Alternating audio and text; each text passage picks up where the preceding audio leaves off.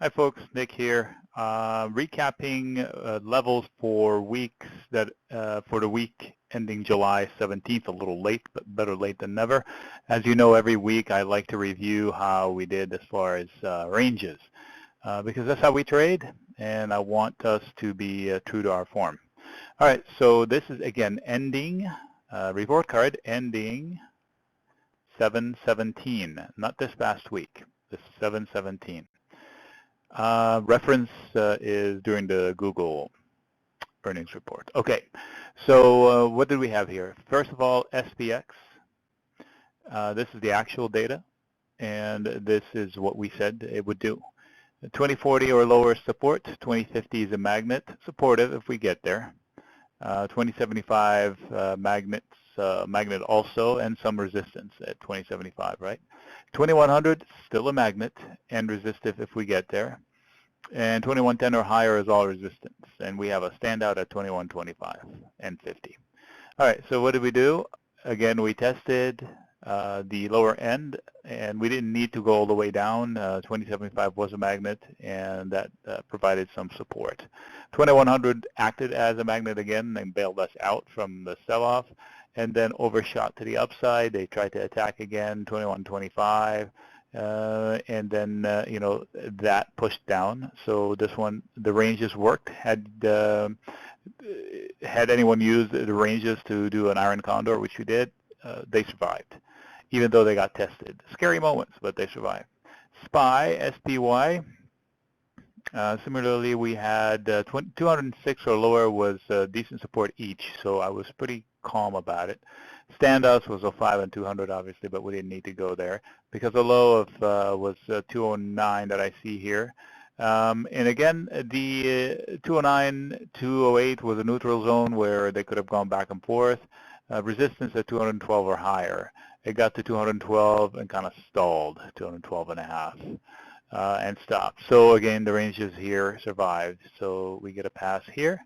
The Qs, 107 or lower support, stand out at 105. We didn't need to go there. 108, 110 neutral area, so we went to 108, and here's 110 right here. And then they decided that they want to run it past. 110 is a magnet but resistive. So 111 was another line of resistance, but not much. They had room to run and they used it. We did have resistance higher, but not formidable. But so based on this information, I would not have sold a credit call spread. So we get a pass there as well. Apple, several magnets. It was kind of weird setup for the week. Ahead of the earnings, this is before the earnings, a week before the earnings, tug of war between all of these magnets, and sure enough, we had some surprise moves the week before that even. So 115, 120, 125, 130, and then we had some exuberance way up there. So it tested the highs, but then revolted and went back down lower. So the idea here, when I see this, I see that there is increasing resistance as it crosses 125. So I don't chase it, but it was a lottery ticket. Any trade to be done ahead of the earnings. I never condone selling iron condors into the earnings or just before. It doesn't leave room for error. All right, what about the RUT? RUT are the small caps. That's one ETF, and the other one is the IWM index. They're about 10 times as much, this one to that one. RUT, anything lower than 1245, small support each. It wasn't fantastic, but it was plenty. More importantly, we knew that we had resistance at 1280, 85, thereabouts, and that was proper, as we said it. Credit call spread would have survived. Credit put spread we'd have taken on faith and no more. I didn't have clear lines of support.